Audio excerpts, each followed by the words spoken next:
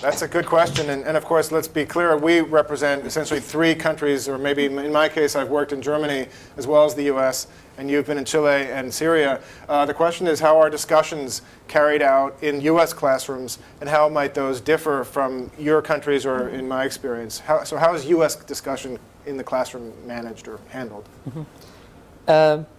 We don't really, like, I'm going to talk in Syria, we don't really have those discussion groups. It's not a thing that we usually do. Sometimes we do it, but not all the time.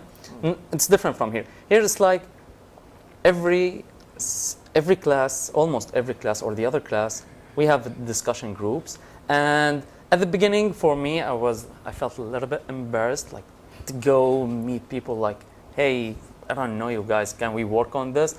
So I was a little bit embarrassed, but then it turns out like the environment is really comforting. It's really easy to talk with people. It's really, really easy.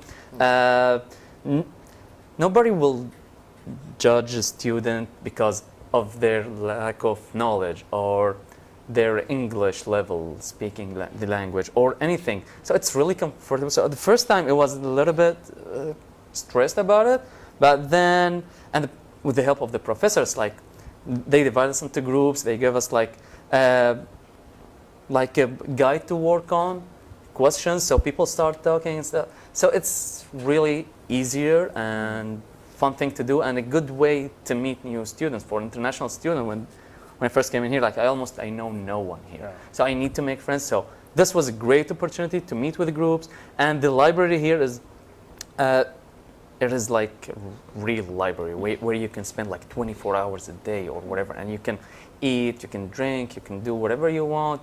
Sometimes I saw students like they fall asleep if they're having a PhD thesis or something. They cannot leave basically they have like a lot of books and they're just like crashed on the books because they cannot help it anymore. So it's different here, and it's really, really good opportunity to meet students, and all the facilities available. So yeah. And how about you with your experience with discussions in the classroom? Yeah, I'm trying to remember different situations. We usually raise our hands if we want to be heard in the classroom in Chile. What I think is also court the fact that you can speak out. Here in the US, you can do it. You can speak out. You can make that people can hear your voice.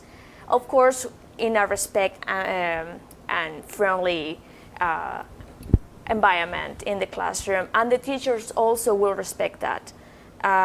And each student will be able to speak, and if they don't speak, it will be asked by the teacher. And I have the experience currently in one of my classes. So everyone participate in classroom, everyone collaborate with the lecturer. It's not just the teacher who direct the thing, who direct the class.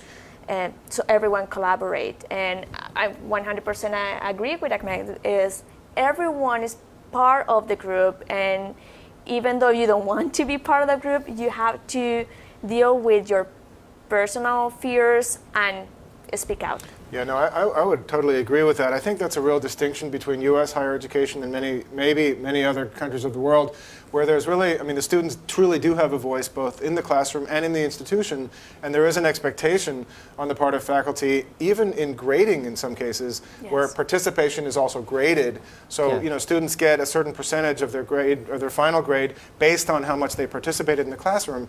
So that is something that we as faculty want students to do, and we encourage that. And you guys both make it clear that the rest of the students also sort of create that environment where discussion is really a major part of going through a course.